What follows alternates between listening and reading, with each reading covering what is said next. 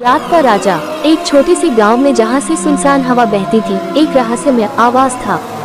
गांव वाले इसे रात का राजा कहते थे। कहानी शुरू होती है।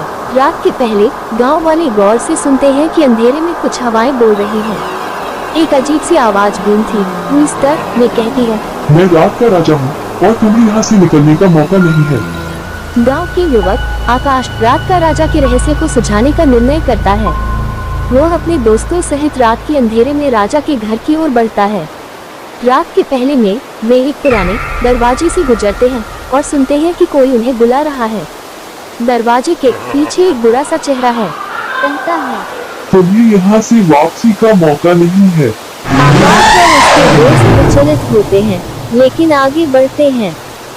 रात का राजा के कमरे में पहुंचने पर वे देखते हैं कि एक बड़ी सी आंधी रात का राजा बन जाता है और दरवाजे से कहता है, तुम्हारी साहस की सराहना करता हूँ, तुम गांव को बचा सकते हो।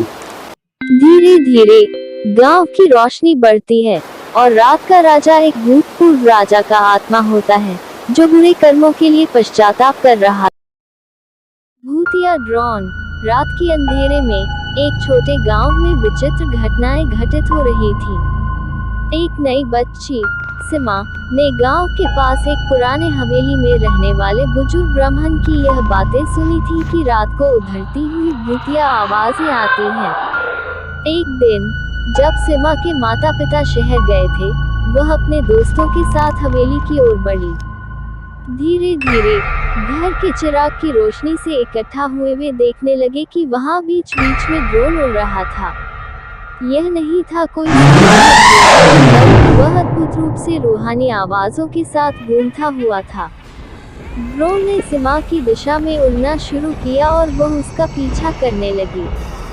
हवेली के भूतपूर्व रूप में ड्रोन ने उड़ान भरते हुए ब्राह्मण की कहानी को सिमा को दिखाया। वे एक पुरानी पुस्तक के पन्नों में खोए हुए थे, जिसमें एक जादूगरनी ने एक अजीब सी विद्या सिखाई थी जिससे वह ड्रोनों को रूहों की दुनिया में भेज सकती थी। ब्राह्मण ने ये जादूगरनी को तबाह कर दिया था, लेकिन उसकी विद्या बच गई थी और अब उसने एक ड्रोन को रूहों की दुनिया में भेजा था, जिसमें उसका अंत हो रहा था। सिमा ने ड्रोन के साथ एक आत्मिक जगह का सफर किया और वहां उसने भूतपूर्व रूप से जुड़े रहस्यमयी घटनाओं का सामना किया। अंत में उसने ब्राह्मण के साथ मिलकर उस जादूगरनी की विद्या को बनाया था और ड्रोन को अपने गांव में वापस लाया। इस अद्वितीय सफलता के बाद सिमा ने गांव वालों को ये बताया कि भूतों के साथ नहीं, बल्कि उनके साथ रहकर हम नए और आधुनिक जीवन की ओर बढ़ सकते हैं।